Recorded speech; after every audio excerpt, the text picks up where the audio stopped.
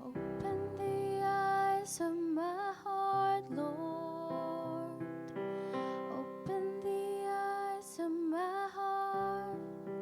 I want to see you.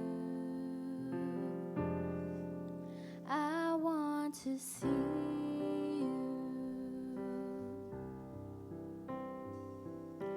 Open the eyes of my heart, Lord. Open the eyes of my heart. I want to see you. I want to see you. To see you high and lifted up, shining in the light of your glory.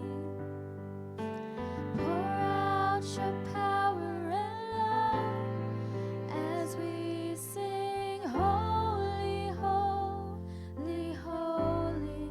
To see you high and lifted up, shining in the light of your glory. Pour out your power and love as we sing, holy, holy, holy. Holy, holy, holy. Holy, holy, holy. Holy, holy, holy. I want to see you.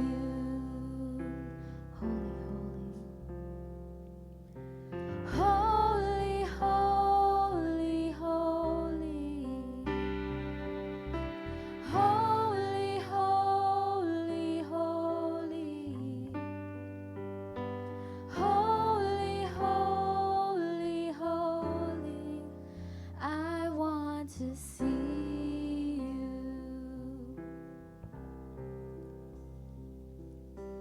Open the eyes of my heart, Lord.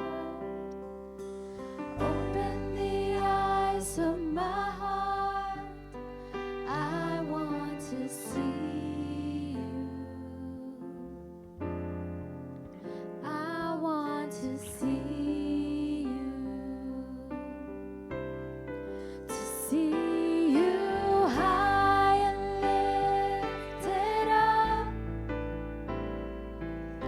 shining in the light of your glory. Pour out your power and love as we sing, holy, holy, holy. Holy, holy, holy. Holy, holy, holy. Holy, holy, holy. I want to see you.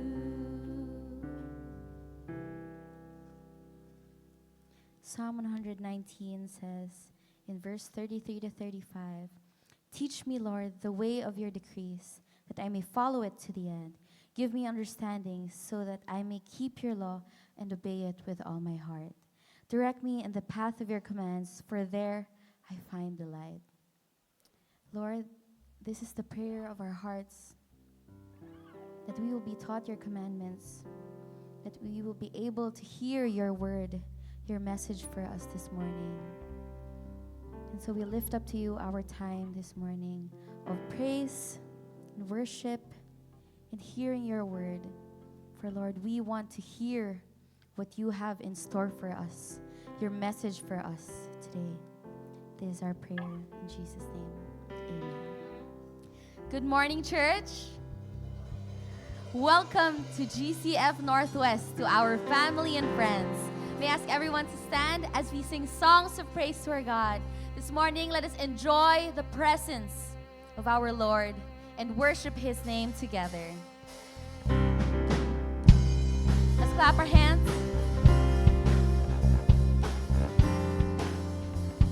Indeed, our God is holy, and we worship the Prince of Peace. So let's sing this together. You are holy. You are holy. You are mighty. You are mighty. You are worthy. You are worthy. Worthy of praise. Worthy of praise. I will follow. I will follow. I will listen. I will listen. I will love you. I will love you. All of my days. All of my days. We will sing. I will sing to and worship the King. God is worthy, and I will love and adore Him, and I will bow down before Him, and I will sing God and worship the King forever. You are worthy, and I will love and adore Him, and I will bow down before Him. You're my Prince of Peace, and I will live my life for you.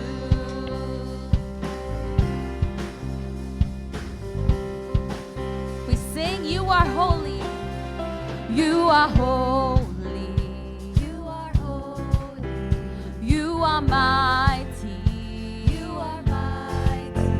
You are worthy. You are worthy. Worthy of praise. And we sing, I will follow. I will follow. I will follow. I will listen. I will listen. I will love you. I will love you. All of my days. All of my days. And I will sing to and worship the King. God is worthy, and I will love and adore Him, and I will bow down before Him, and I will sing God and worship the King forever. Is worthy, and I will love and adore Him, and I will bow down before Him. You're my Prince of Peace, and I will live my life for you. We sing. You are Lord of Lords. You are King of Kings. You are mighty God, Lord of everything. We sing of who our God is. And we worship Him this morning because of who He is. Let's lift up our voices. You're my living God. You're my saving grace. You will reign forever. You are ancient of days. You are Alpha, Omega, beginning and end. You're my Savior, Messiah, Redeemer, and friend. You're my Prince of Peace, and I will live my life for you. You are Prince of Peace. You're my Prince of Peace, and I will live my life for you. You're my Prince of Peace, and I will live my life for you. Let's give a clap offering to our God. Indeed, the God we worship is in our midst. So let's continue to sing His praises, for He deserves it all, church.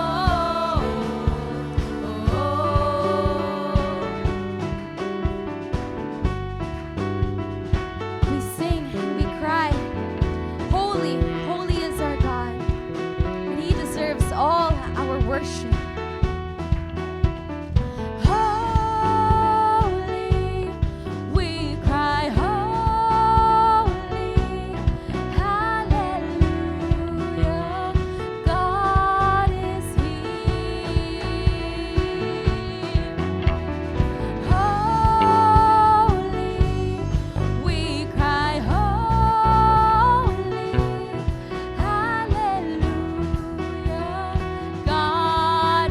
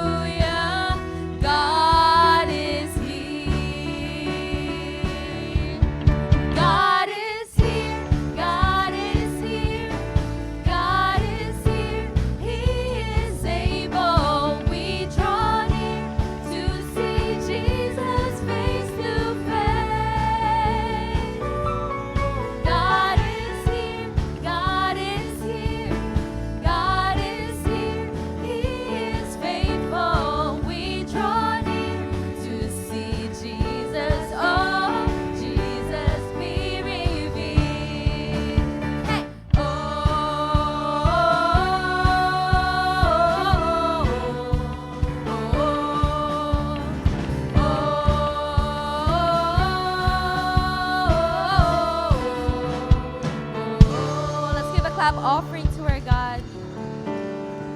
Lord, you are in our midst. This morning,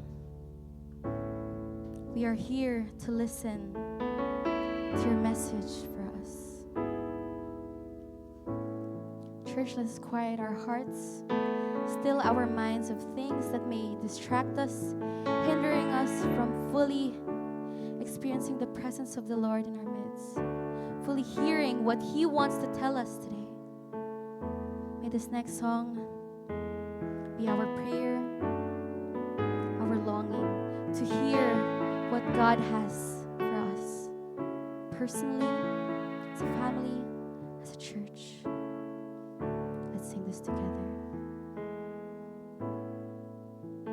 Speak, oh Lord, as we come to you to receive the food of your holy word. Take your truth, plant it deep in us, shape and fashion us in your likeness, that the light of Christ might be seen today in our acts of love and our deeds of faith. Speak, oh Lord, and fulfill in us all your purposes for your glory.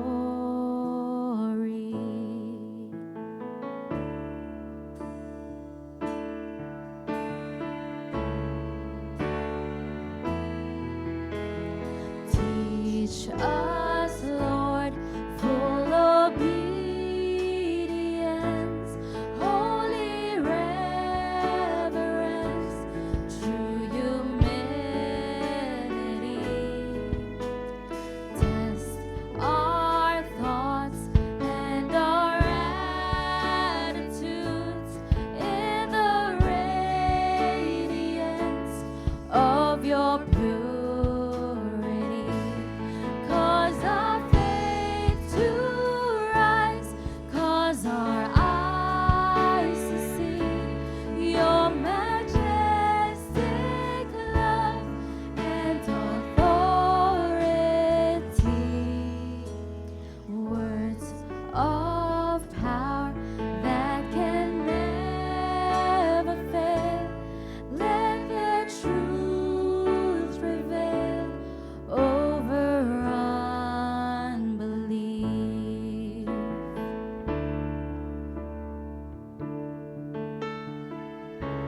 Speak, O Lord. Speak, O Lord, and renew our minds. Help us grasp the heights of your plans for us. Truths unchanged from the dawn of time that will echo down through eternity, and by grace will stand on your promises, and by faith will walk as you walk with us. Speak, O Lord, till your church is built and the earth is filled with your glory. Lord, this is our prayer. You will speak to us. And Lord, we continue to worship you and offer our lives. We give our lives to you, our potter, our maker. Lord, you have crafted us to be exactly who you want us to be, according to your will. And so, Lord, this is our prayer.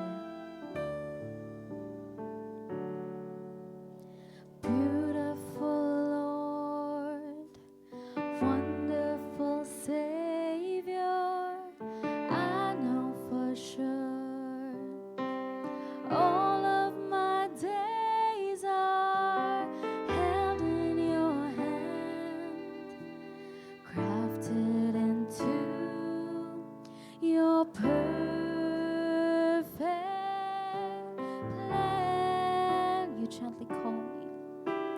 You gently call me into your presence, guiding me by your Holy Spirit.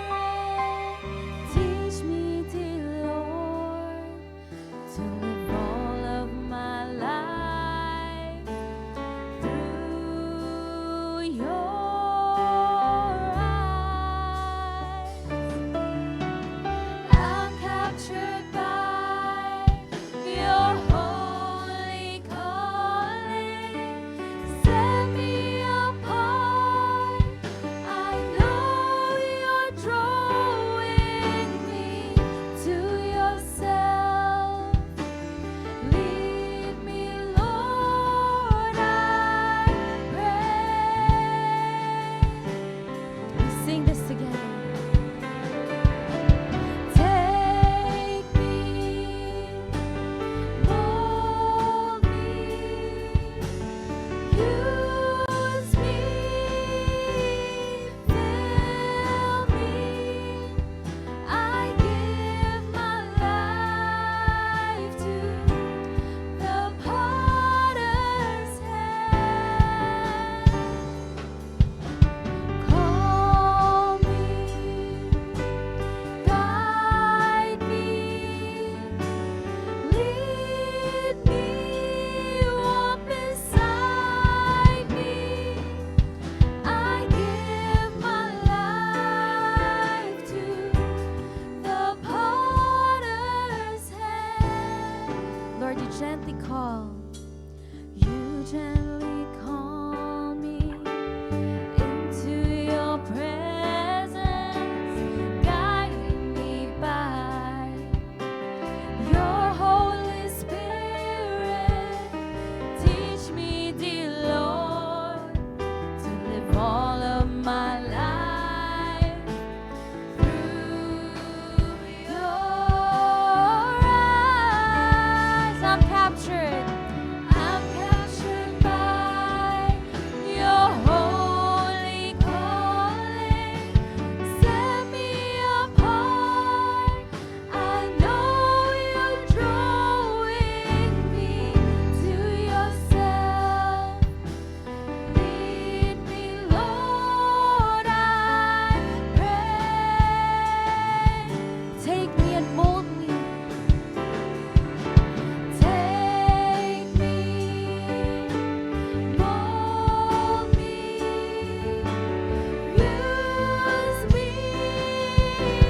fill me.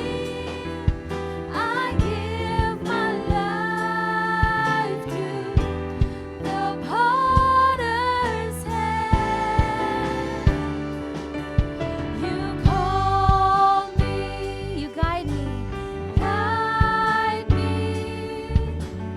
lead me, walk beside me.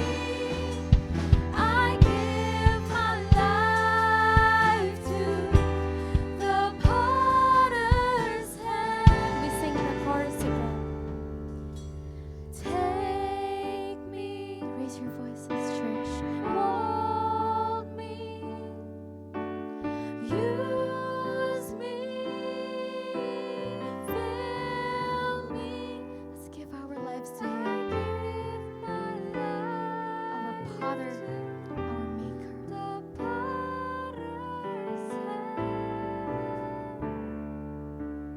You call me, you guide me, lead me, walk beside me.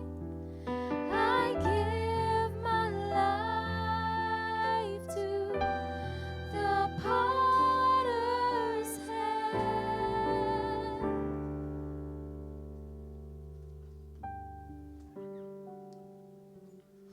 Lord, this is our song.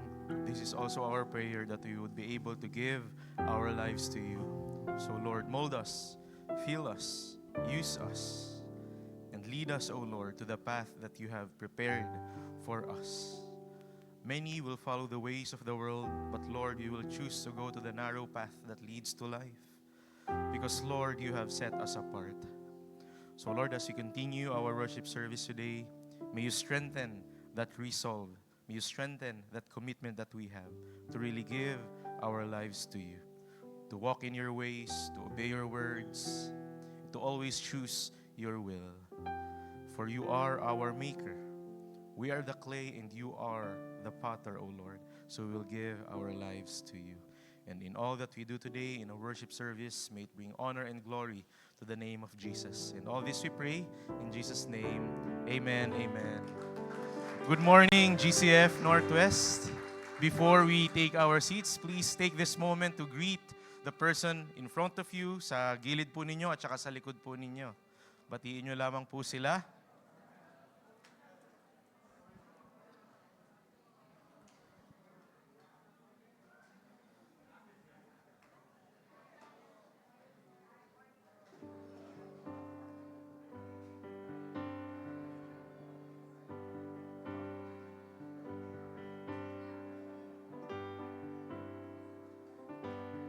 Okay. Pwede na po kayong makaupo.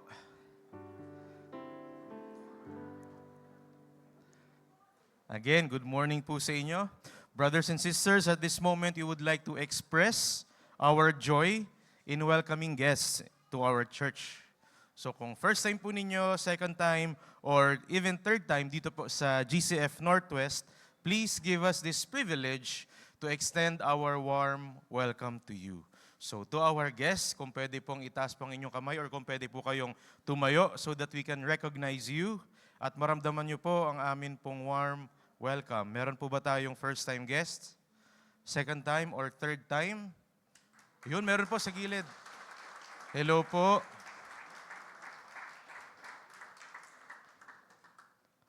Welcome po sa GCF Northwest, mga kapatid.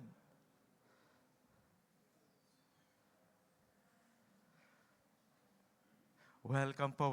Pwede na po kayong makaupo. We pray that we would all encounter the Lord today. Okay, at this point, I would like to direct you all to our screen and please pay attention po sa atin pong mga announcements this morning. For our first announcement, join us every Wednesday at 7 p.m. for our weekly prayer meeting. For this coming Wednesday, we will begin our new devotional series based on selected proverbs. Our theme is developing a biblical mindset. And our prayer meeting is on-site and online via FB Live. So on-site po, meron po dito at the same time kasabay po niyan, online via FB Live. So to be notified every Wednesday, please like our Facebook page and subscribe to our YouTube channel, GCF Northwest. For our second announcement, we invite everyone to our sports fellowship later at 3:30 p.m. So meron po tayong sports ministry na mangyayari po mamaya, 3:30 p.m. Ang sport po natin mamaya ay pickleball. So to those who will come, please be here at the worship hall at 3:30. Dito po muna tayo magkikita-kita at 3:30 p.m. Okay, for our last announcement, we would like to celebrate these milestones with our GCF Northwest family who are celebrating their birthdays and anniversaries. So, kapag nasa list po kayo, happy birthday po at happy anniversary po sa inyo. Happy birthday po. Happy birthday and happy anniversary. Wow. Praise the Lord for His faithfulness to us. Amen, amen. Now, let's continue to worship the Lord through giving. 1 Chronicles 29, verse 14, from the English Standard Version reads, "But who am I, and what is my people, that we should be able thus to offer willingly? For all things come from you, and of your own we have given you." Si King David po ang nagsasalita po dito. Church, one reason why we often fail to give to the Lord is a misplaced sense of ownership. Misplaced sense of ownership. Since we work so hard to earn the money that we have, we tend to believe that it belongs to us. And if we think that way, mga kapatid, we will truly find it difficult to give our offerings to the Lord. And church, King David reminds us in this passage that everything we have comes from God. Our finances, our resources, and even our capacity to give. The offerings we are supposed to give comes from Him. He is our source, and at the same time, He is our sustainer. So if everything comes from God, why do we find it difficult to give? Again, church, everything we have belongs to God. And God gave us all the capacity to give back to Him. And may these timeless truths compel us to worship the Lord through giving. So mga kapatid, let us give our offerings to the Lord, our source and our sustainer. Let's pray. Lord, we thank you for reminding us that everything we have belongs to you. And at the same time, you have given us all the capacity to worship you through giving our offerings. Because, Lord, you are the source of our blessings, the source of our finances, the source of our resources.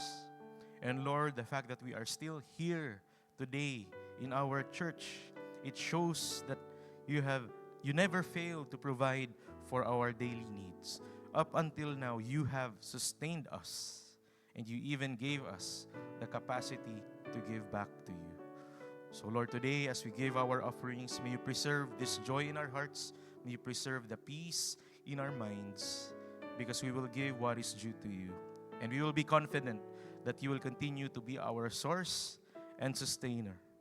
We entrust to you our future, and we will express our dependence and confidence in you through giving our tithes and offerings. And all this we pray in Jesus' name. Amen. Amen. The bank details will be flashed on screen. Yan po yung mga details po natin. But you may also transfer to our bank accounts, flash on screens through our QR codes.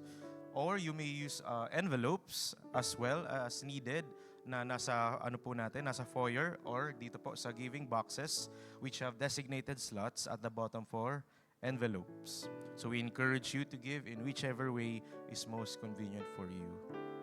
Pwede nyo na pong ibigay ang inyong pong tithes and offerings sa Panginoon.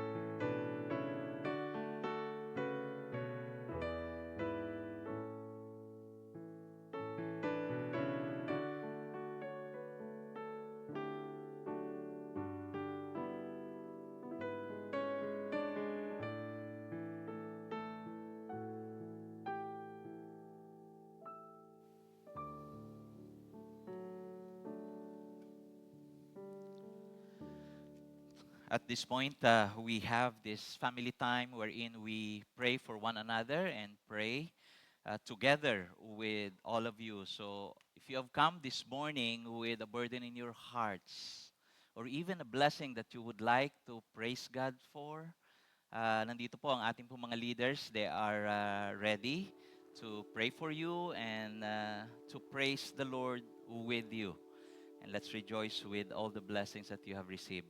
Pwede po kayong tumayo po kung asan po kayo and then move to the aisle closest to you so that our leaders will be able to approach you and pray for you and pray with you. So meron po huwag po kayong mahiya. Nais po naming may pag-pray po kayo at kasama po ninyong magpasalamat po sa Panginoon sa patuloy niya pong biyaya na nararanasan po natin.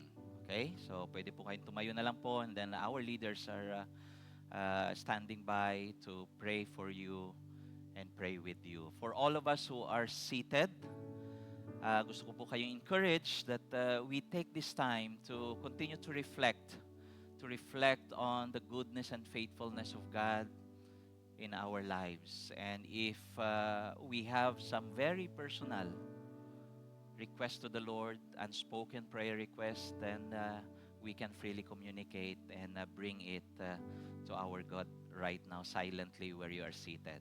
And after a couple of minutes, I'll be closing this time or this portion in prayer.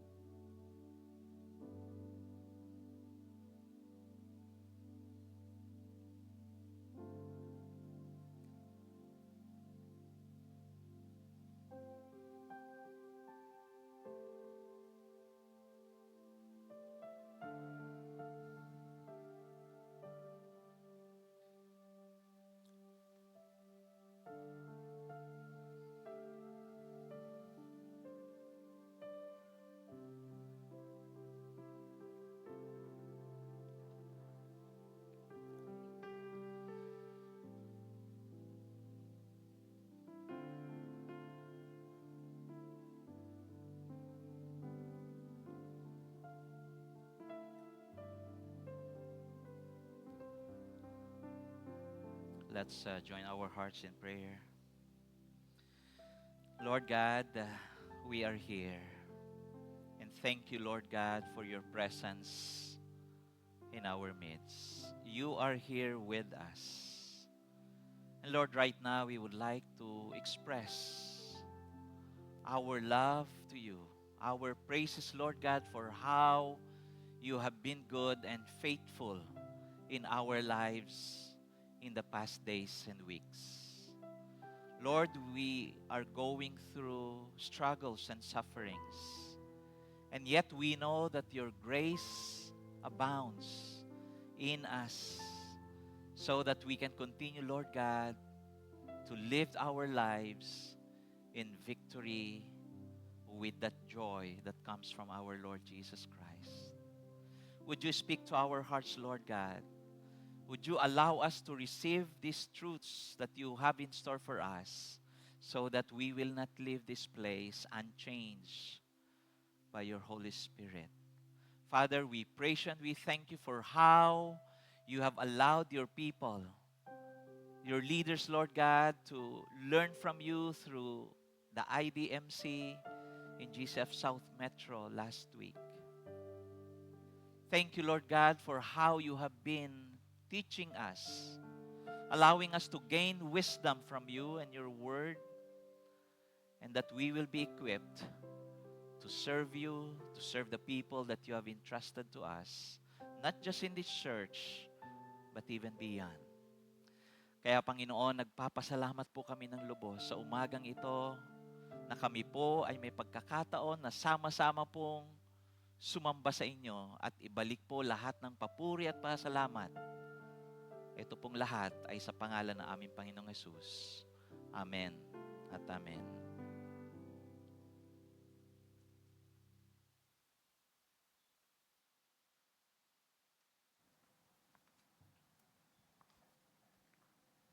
In reverence to the reading of God's Word, let's all rise. Our scripture for today is found in Hebrews chapter 5, verses 11 to 14 from the English Standard Version. Let's all read together. About this, we have much to say, and it is hard to explain, since you have become dull of hearing. For though by this time you ought to be teachers, you need someone to teach you again the basic principles of the oracles of God. You need milk, not solid food. For everyone who lives on milk is unskilled in the word of righteousness, since he is a child. But solid food is for the mature, for those who have powers and discernment, trained by constant practice to distinguish good from evil. May the Lord bless the reading of His word. You may now take your seats and let us prepare our hearts and minds as we listen to God's word this morning. Thank you, Sister Joyce, for reading the Word of God for us. Good morning. How are you today? Great. Health is wealth. This is usually a common expression for all of us. For many people who are looking at health in the financial benefit. And also, when we are looking at being unwell, ano po yung mga consequences niyan? Yan po yung ating pong pananaw at pagtingin po sa ating pong physical health sa ating pong buhay. In a spiritual sense, growing or being healthy spiritually determines the depth of our understanding of God's Word and also how we discern good from evil. Mga kapatid, I would like to challenge all of us to grow spiritually today. When we are growing spiritually, it helps us understand God's will and obey Him faithfully. When we are growing spiritually and understand the value of being spiritually healthy, we come to the conclusion that spiritual health is the greater wealth that we can have in our lifetime. I would repeat that. If we are growing, when we are growing spiritually, spiritual health is far, far greater wealth than we can have in our lifetime. Yes, when we are growing, we will be following God and fulfilling His purpose in our lives. Consequently, God's blessings of grace, wisdom, and provision will always be real in our lives, in the lives of His children who are living for Him. Yan po yung magiging sitwasyon po natin kung tayo po ay sumusunod sa Panginoon. Tayo po ay lumalago sa ating pong buhay spiritual sa Diyos. Kumpleto po tayo ng pagpapala, ng gabay na nagmumula po sa ating Panginoon. Now, the opposite is true. Unhealthy spirituality is costly and leads to a lifestyle of disobedience and sin against the Lord. Pagka tayo po ay may nararamdaman po physically, madali po tayo mag-check up. Magpa-check po tayo ng dugo ng ating pong katawan sa doktor.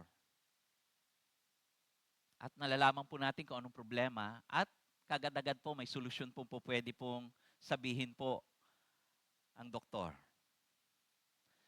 Ang problema po natin usually ay pagka meron po tayong, kung hindi po natin kaagad nalalaman po kung tayo po ay unhealthy spiritually. Hindi po tayo nagiging conscious how are we doing spiritually. Kasi po usually hindi po natin nararamdaman kaagad ang epekto po nito. Alam ko po pagka sumakit po yung paa ko, malamang po mataas ang uric acid ko. Kaya magpapacheck na po ako sa doktor o kaya iinom na po ako ng gamot. Pero spiritual speaking, marami po mga Kristiyano na hindi po nila nararamdaman or alam kung ano ang resulta at consequences kung sila po ay unhealthy spiritually. Kaya napakahalaga po na tayo po ay patuloy pong lumalago sa ating pong relasyon sa Panginoon. Kasi po kung hindi po tayo healthy spiritually, we are not growing spiritually healthy, then it is very costly. And people will continue to live in a life of disobedience and sin against God.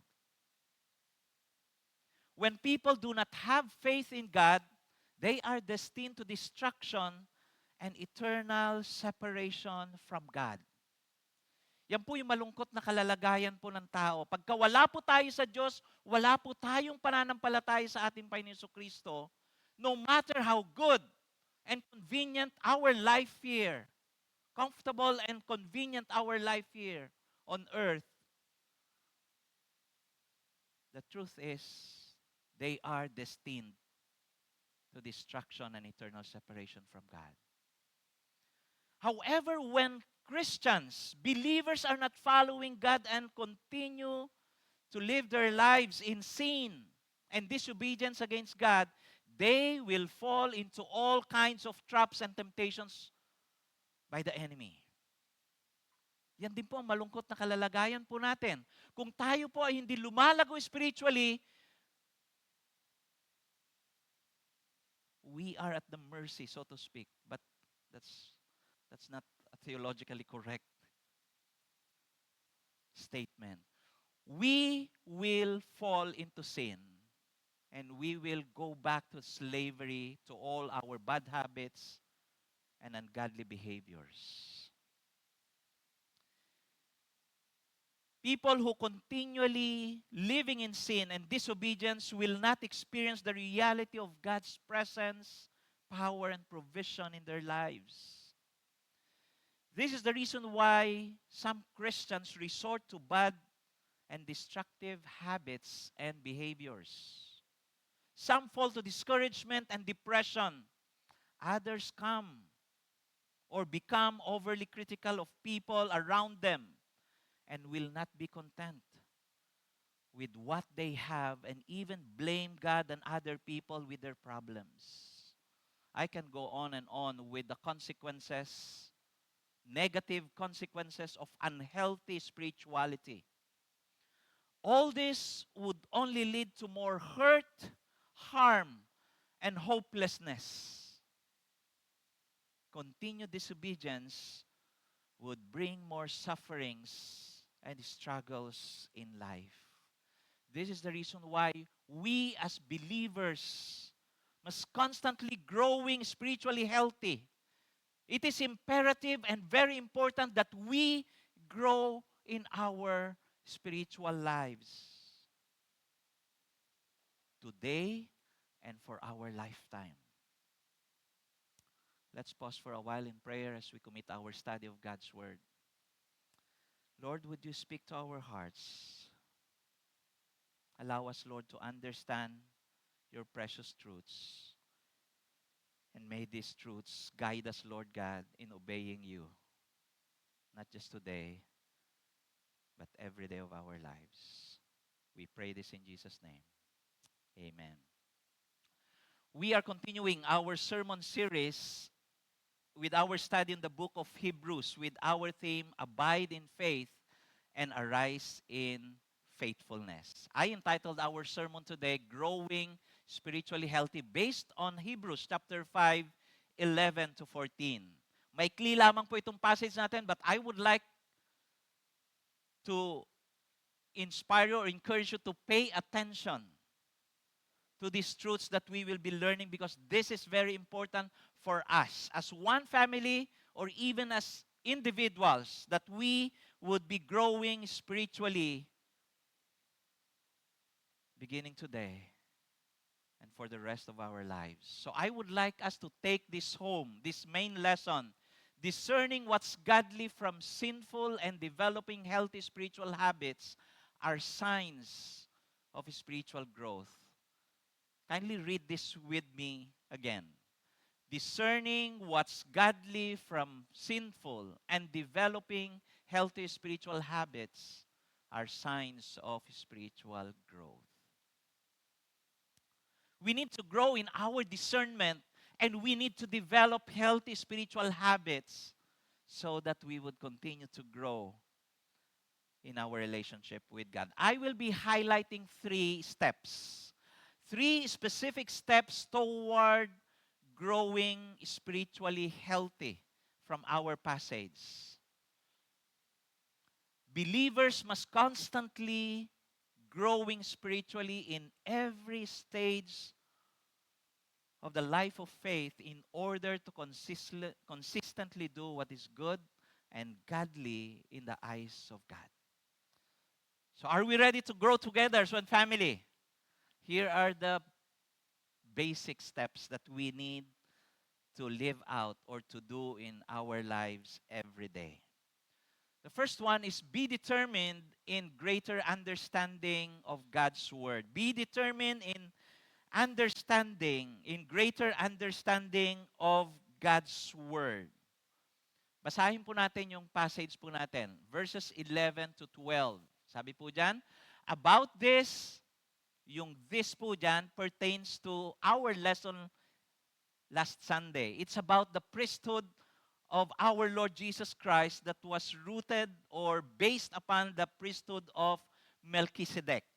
So ang binabanggit po nung writer is that about this understanding of the priesthood, I have much to say about you. Sabi niya po rito, it is hard to explain since you have become dull of hearing, for though by this time you ought to be teachers, you need someone to teach you again the basic principles of the oracles of God.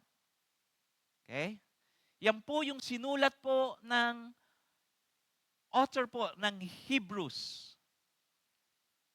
Marami pa po siya sana siyang i-explain, ipapaliwanag, ituturo po doon sa mga Kristiyano na sinulatan niya, kaso nga lang po, hindi pa po nila kayang intindihin. And then sabi niya, apparently, there is a sense and expectations here that they have been taught already in the past, na sana ngayon ay hindi na sila yung tinuturuan, kundi sana sila na yung nagtuturo ng salita ng Panginoon. Yan po yung sinasabi po rito. Now, be determined in greater understanding of God's Word because growth is not easy. Kailangan po, andun po yung pagpupursigi po natin, pagtsatsaga po natin. We must continue to persevere in our study of God's Word so that we will continue to grow in our relationship with God. There are two conditions that the author wrote about the believers during that time, the Hebrew believers. One is dull of hearing. Dull of hearing. Ano po ang nasa isip po ninyo pagka dull of hearing? Yung word na to po ay 2 beses lang po ginamit po sa buong New Testament. Yung word na dull po rito, hindi po yung laruan dull, okay? Dull. Usually applies to the speakers. Bibihira po ito, dito po ngayon, in-apply po ito sa listeners. So basically, ang sinasabi po rito, ito pong dull na word ay boring. Wala pong impact, wala pong dating. Ganun po ang basic meaning po niya. Pero in-apply po ito sa listener, kaya ang ibig pong sabihin nito is basically insensitive, unresponsive, or uncaring. Literally, ibig po sabihin nito ay slow, sluggish, or lazy in listening. Yan po yung condition po ng mga marami pong believers, Hebrew believers during that time. They are dull of hearing. And ito rin po ay translate from the original word na galing po sa Old Testament na ibig pong sabihin nito ay mga obscure men or people in comparison with those who are well-known, yung mga kings and leaders. So if we will look at and conclude what this condition of the Hebrew believers during that time is that these Christians fail to impact or influence other people in their lives and community. Dahil hindi po sila mabilis matuto, hindi po sila nagiging blessing po sa ibang mga tao na kasama po nila. Though they have been taught with the elementary things, yung mga basics of faith, pero dahil lazy, slow, insensitive, unresponsive, uncaring, hindi po sila nagiging blessing po sa mga tao. That is the general condition of the believers at that time. I don't know how you desire to listen and to study God's Word. Andun ba yung pagnanais po natin palaging pag-aralan ng salita na may mapakinggan ang salita ng Panginoon? Consequently, these people who are in this condition, they have a dull of hearing. There is a prolonged immaturity. Matagal po silang hindi lumalago at immature. They fail to grow up as expected. Dapat po at this time, they should have been the ones be teaching people. Pero sabi po ng writer, kayo pa yung nakikinig. Dapat kayo na yung nagtuturo. These are the conditions of the Hebrew believers. They were slow and lazy to listen, and as a result, they were not growing as they were supposed to be. They were not progressing to a deeper, greater, and wider understanding of God's Word.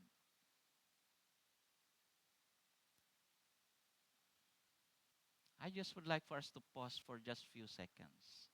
Let's have a check on our hearts today.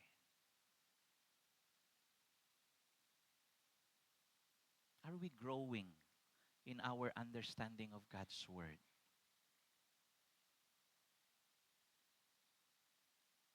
Nagiging blessing ba tayo? Nagiging inspirasyon ba tayo sa ibang mga tao?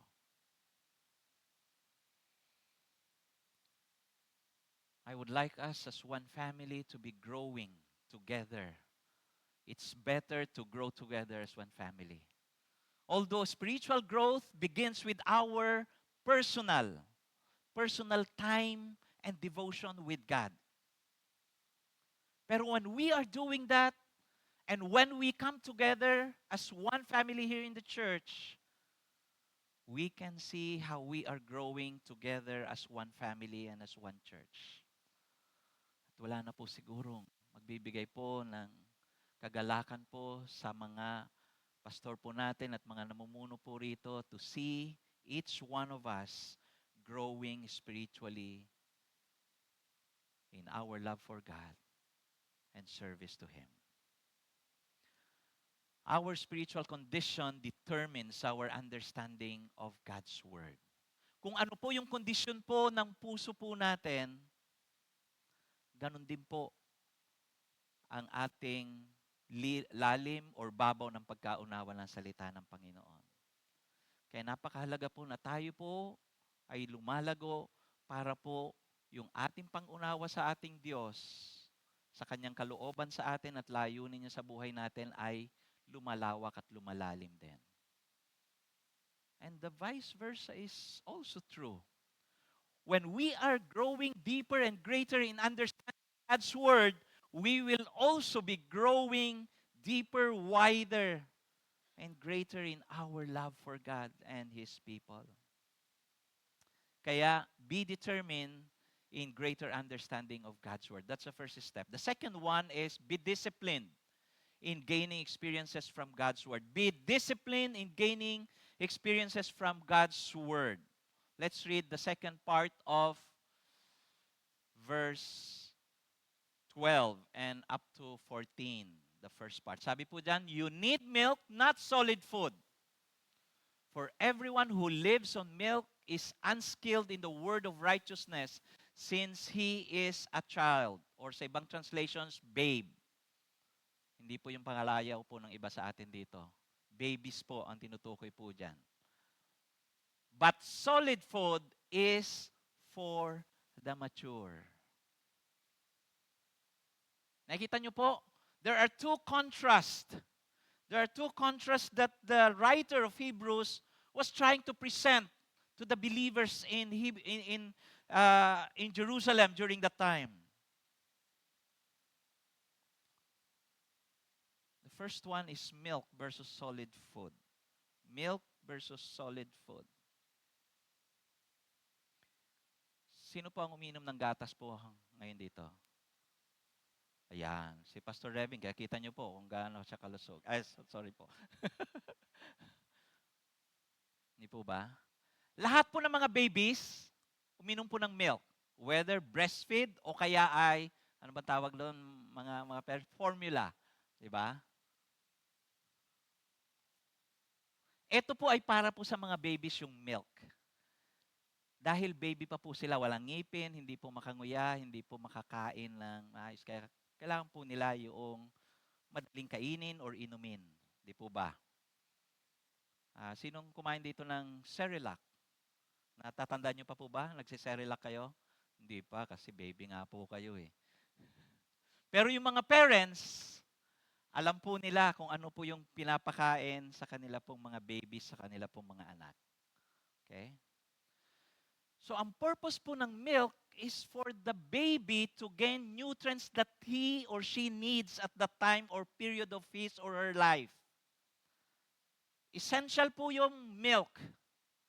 Pero pagka naging 15 years old na po yan, 20 years old, 30 years old, 50 years old, hindi lang po pwedeng milk lang. Kailangan po solid. Ba't solid milk yan? Solid meat po yan. Sorry po. Sorry for the...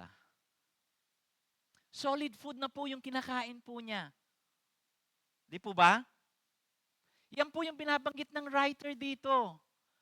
Mga babies pa rin kayo. Kaya hindi ko ma-explain ng lubos-lubos yung gusto ko pong ituro sa inyo because you cannot take it. And sabi ko nga po, these believers, there is a sense, there is an expectation that they should have been taking solid food, not milk.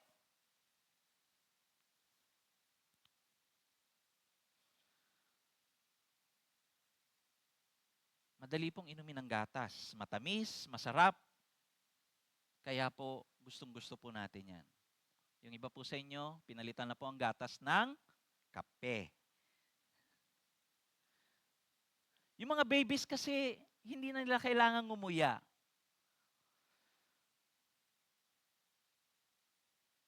Alam niyo po, ito pong illustration na to hindi lamang po sa mga Hebrew Christians before.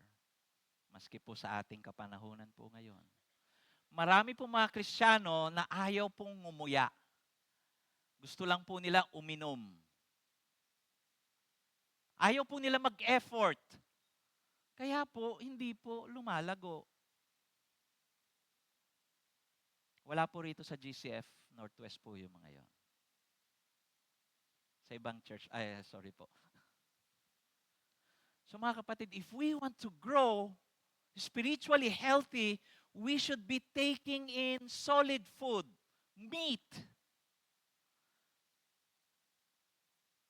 Hindi po sa hindi mahalaga po yung milk. Pero meron pong gamit yon during the early stage of our spiritual life also.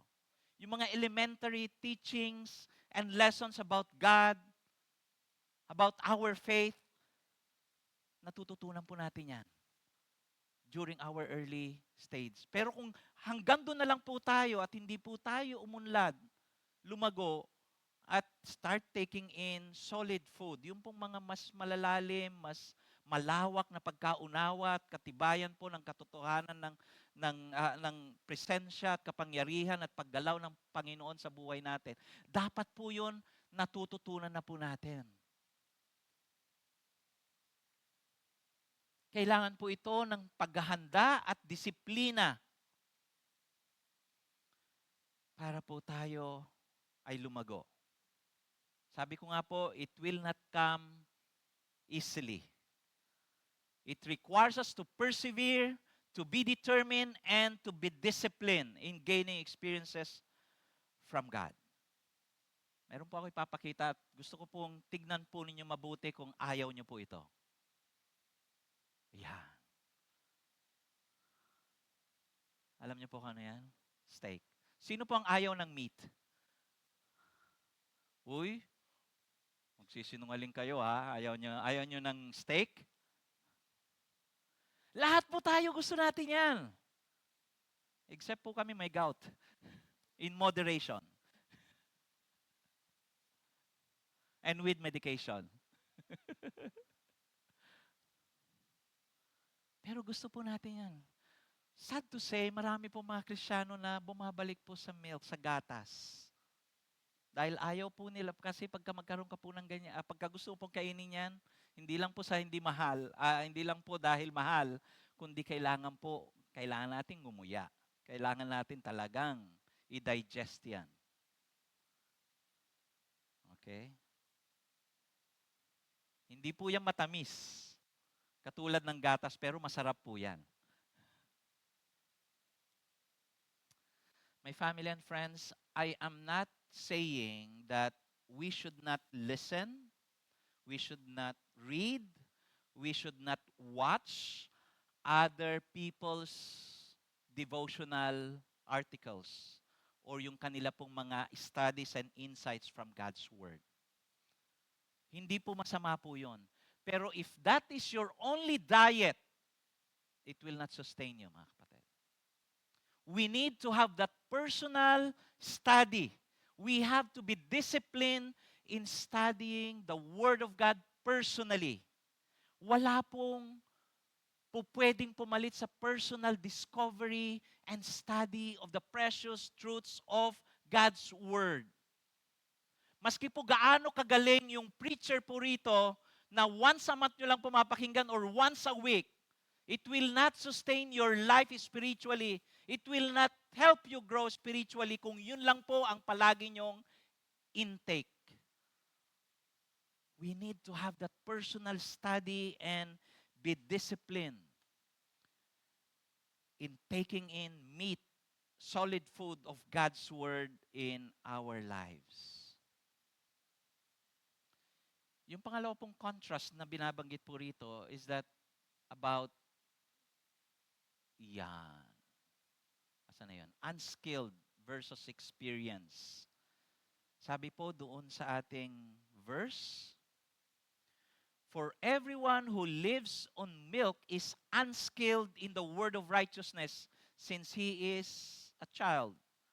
But solid food is for the mature. Ayan. Yung word po na unskilled is a description of those who are babies, which literally means untried or untested. Wala po silang experiences, abilities to chew and digest yung pong mga solid food.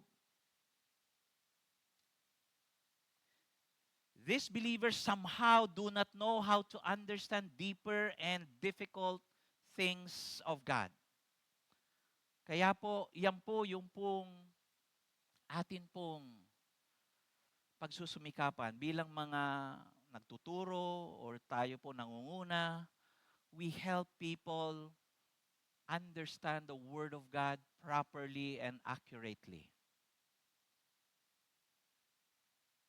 Yan po yung responsibilities natin or specifically namin na nagtuturo po dito sa atin lahat. Kasama po yun.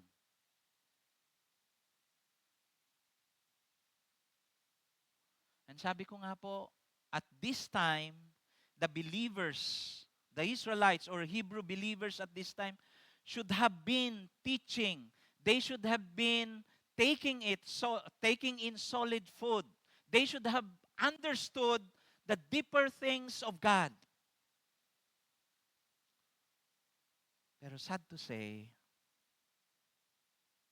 nananatili po sila doon sa mga madali, mga masayang usapin at mga lesson from the Word of God.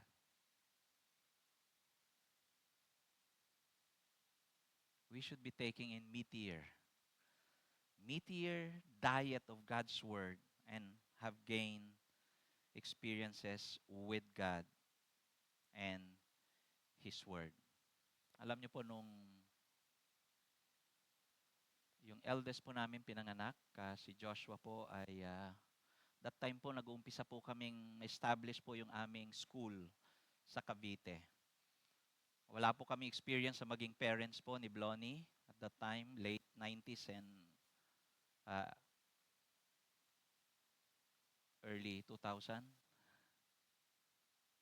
Kaya po, dahil sa amin pong mga schedules, yung pong madaling lutuin, madaling bilhin ang amin pong pinapakain. Kaya po si Joshua po, ang diet niya po yan that time ay chicken nuggets. Alam niyo kung saan galing yun. O kaya po ay itlog at saka oatmeal. Yan po yung kanya pong diet primarily when he's younger. Of course, kasama po yung milk doon. For many years. Pero we praise God dahil lumago naman po siya, nag-grow naman po siya ng maayos dahil yung pong oatmeal ay mataas po ang fiber content niyan. At saka yung chicken, may protein din po yan. And even milk, may calcium and everything. Pero po, kung nananatili pong ganun ang diet niya, ay hindi po siya mag-grow ng ganyan ngayon. Pero ngayon po, marami na rin po siyang mga, mas malawak na po yung kanya pong diet ngayon. Kumakain ka na ba ng vegetable? Mga kapatid, where are we in our diet of God's Word?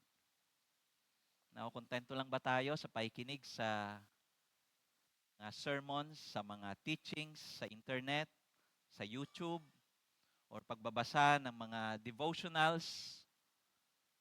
At the start po pwede po yan, or from time to time, pwede po yan. Pero I hope that you are spending more time.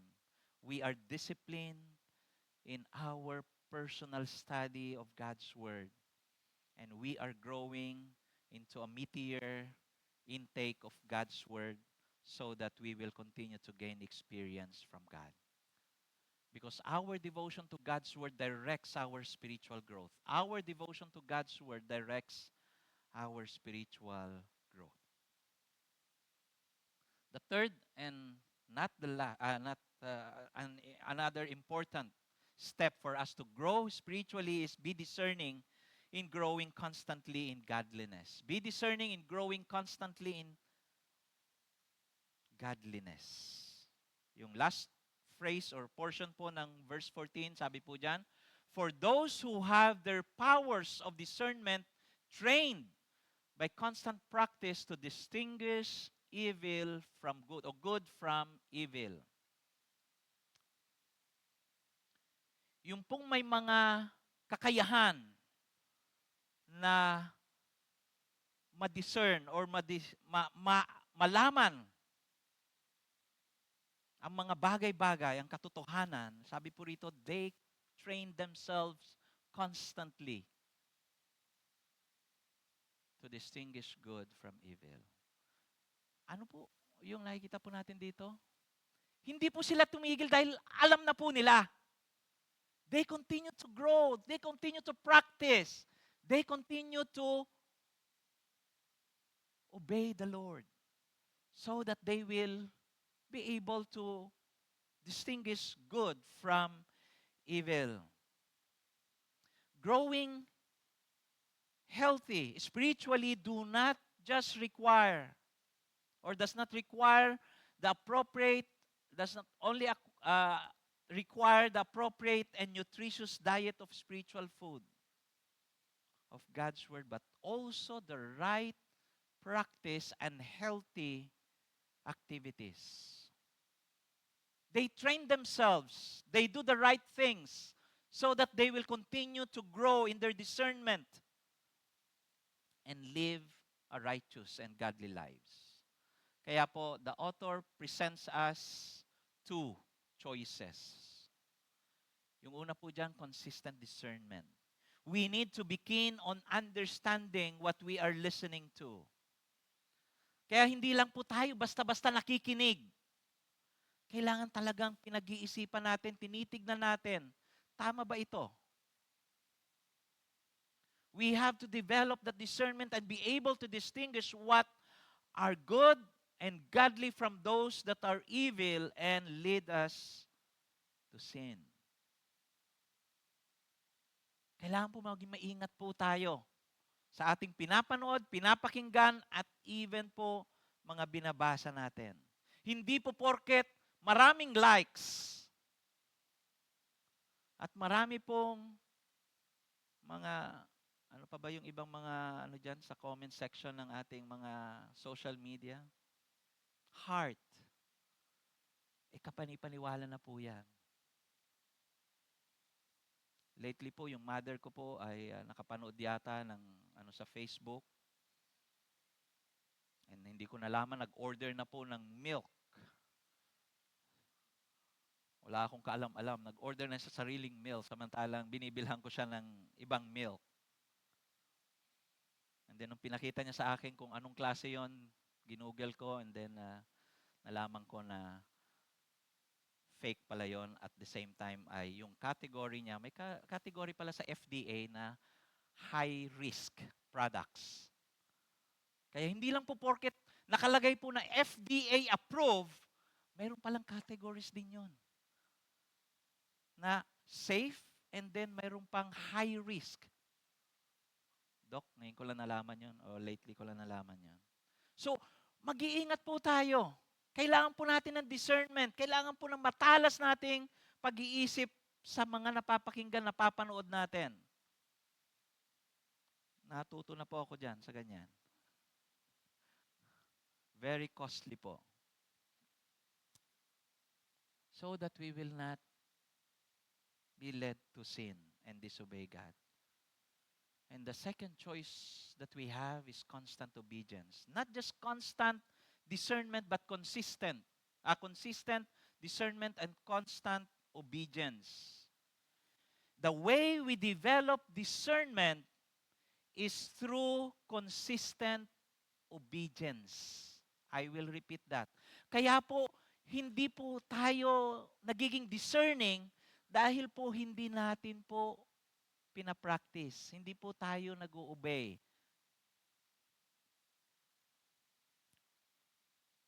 The way we develop discernment is through consistent obedience to God and what He has given us in His Word. We cannot know and experience the truths, the reality of these truths that we receive from God and what we have learned from God's Word if or when we do not apply them. Kaya po ang difference po ng mga Kristiyano na maraming alam at nag-grow ay nasa obedience. Okay? I will repeat that. How will we distinguish people, Christians who are growing healthily? Hindi po sa dami ng alam na Bible verses or na-memorize or na-attinan ng mga seminars. Those are good. Pero hindi po yun ang markers or evidences of spiritual growth. Although kasama po itong mga kaalaman na po ito sa paglago natin. Pero kung marami tayong alam at hindi naman po natin itong pinapractice, we will still be immature and babes in Christ. Kaya po konting false teaching, konting mapakinggan natin na ganon, hindi na natin alam kung ito ba ay totoo o hindi. We don't have that experience or skill to discern and determine which are good and godly from the evil and sinful. Kaya po ang encouragement ko po sa atin mga kapatid, if you have learned from God, take every opportunity to immediately apply them in your life. Kasi baliwala po, maski po gaano po katagal ako mag-preach dito. Kung gaano pong lesson po yung matututunan natin ngayon. Kung paglabas po natin dito mamaya, iba po yung gagawin natin. Hindi po natin i-apply yun. Hindi po tayo mag-grow. Hindi po tayo nag-grow pagka ganun po. So ang difference po is in obedience, in the application of those lessons and truths that we have learned from God. I have been a believer for more than 35 years. Kaya yung mga bata-bata, matanda na po ako. I have been serving the Lord as pastor for more than 20 years. Pero I would like to be honest with you mga kapatid. Ang dami ko pa pong hindi alam. Maski test nyo po ako sa Bible, ang dami ko po pong kailangang malaman. And I hope and pray that we will not come into that point of our life that we will say, alam ko na lahat yan. Pastor, wag nyo na pong sabihin sa akin yan, alam ko na po lahat yan. I hope that we will not come to a point in our life because growth and maturity is a lifelong process. I hope that as family here in GCF Northwest, we will not come into that point that, I am okay, Pastor. You don't need to teach me these things. Alam ko na po yan. Yan po ang nakakalungkot po na marinig po sa ating mga kapwa mananampalataya.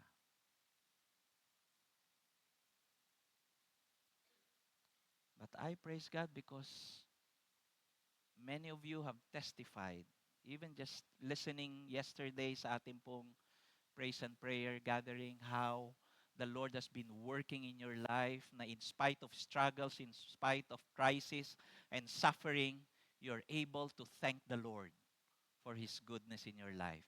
You understood how the Lord is working in your life amidst troubles and trials in life. You see and experience God's comfort despite of the pains and the problems you are facing in this life.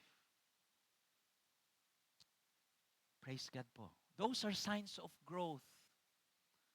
And I praise God for all those testimonies that I've heard.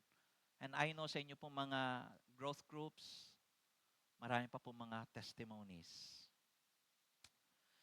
Our discernment derives from our obedience to God's Word. So mga kapatid, yung main lesson po natin, discerning what's godly from sinful and developing healthy spiritual habits are signs of spiritual growth. Tandaan po natin at iuwi po natin yan. There are 3 quick application for us. Number 1, persevere, mga kapatid. Persevere. Pay attention to what you are studying and listening to. We need to be keen. It's not growth, personal or spiritual growth is not easy. It's not born out of comfort and convenience. We have to persevere and strive hard, claiming and allowing the Holy Spirit and God's Word to work in our lives. This will require us to focus on God's Word and listen to the voice of God every day of our lives. We can only persevere when we do not allow ourselves to be distracted and dissuaded by other people's voices that are not aligned to God's Word and will for your life. Secondly, prioritize. Plan your study of God's Word. Spiritual growth is intentional. It's a process. It does not come automatically. We plan and prepare for our growth. Yes, God causes growth in us. But we have to surrender ourselves to Him and prepare our hearts to His leading and work in us. We prioritize and plan our study of God's Word when they are in our daily schedules. We prioritize something when they are part of our daily schedules. Practice. Put into practice what you have learned. Yan po yung binanggit ko po kanina. This is where some believers fall short, and as a result, there is no transformation in their lives. They are not growing spiritually. They are not learning because they are not applying and putting into practice what they are studying and learning. So we practice by constantly obeying God and His will for our lives. Put into practice what you have received from God today. And I would like to assure you that you will be affirmed. You will be affirmed and strengthened in your life by God for a lifetime. Right now, I would like to close our sermon with just reflecting again on the song that we sang earlier, Speak, O Lord. Speak, O Lord. Allow the Lord to speak to your hearts and minds.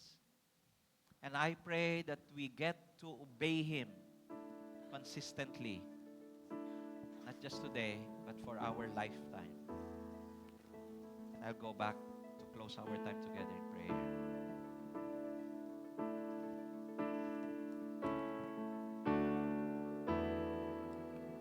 Speak, O Lord, as we come to you to receive the food of your holy word. Take your truth, plant it deep in us, shape and fashion us in your likeness, that the light of Christ might be seen today in our acts of love and our deeds of faith. Speak, O Lord, and fulfill in us all your purposes for your glory.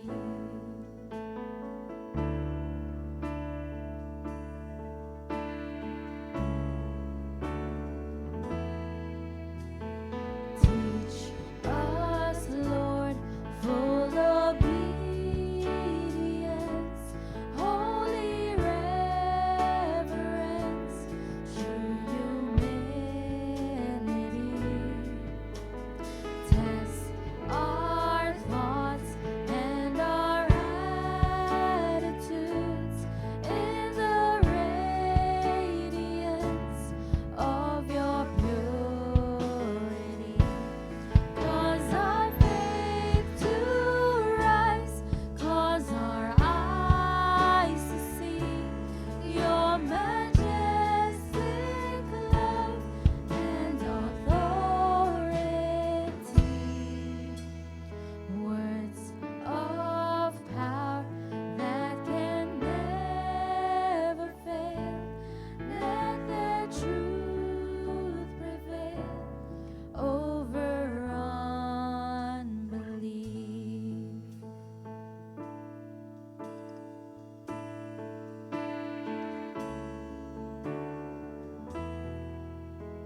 Speak, O Lord, and renew our minds.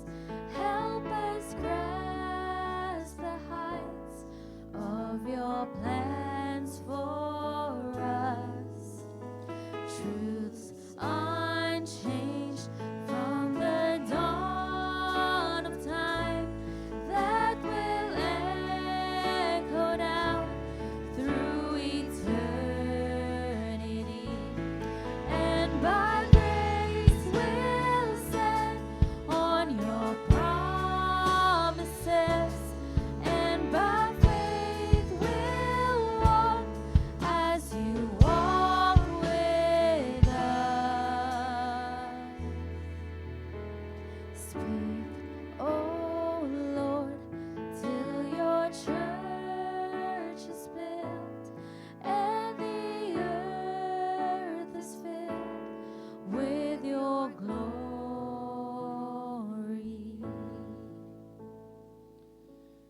Yes, Lord, that is our prayer, that you will continue to speak to us with your word before us, with the inspiration of the Holy Spirit in us. By your grace, Lord God, we will live our lives according to your will and purposes for our lives. I ask everybody to please stand as we close our time together in prayer. Lord, what a joy to hear from you, to understand your precious word, your truths, Lord God. At Panginoon, mula po sa araw na ito, we would experience the reality of your power in transforming our lives through your word, through the power of the Holy Spirit, and as we continue to apply these truths in our lives. Salamat, Panginoon, dahil Ikaw po ang gagabay po sa bawat isa sa amin. Panginoon, pagpalain mo po ang bawat isa na naririto at yung kanila pong pamilya upang po bilang isang pamilya at isang iglesia kami po ay magkasama pong lalago, susunod at maglilingkod sa inyo, Panginoon. And make each one of us be a blessing to other people, to more people from this day forward. We pray this in Jesus' name. Amen and amen. You are Lord of lords, you are King of kings, you are mighty God, Lord of everything. You're Emmanuel, you're the great I am, you're my Prince of Peace. Who is the Lamb? You're my victor and worship the King. Forever is worthy, and I will love Him, adore Him, and I will bow down before Him. You're my Prince of Peace, and I will live my life for you. You are my Prince of Peace. You're my Prince of Peace, and I will live my life for you. You're my Prince of Peace, and I will live my life for you. May this be the prayer of our hearts. God bless you, church. Have a wonderful week po.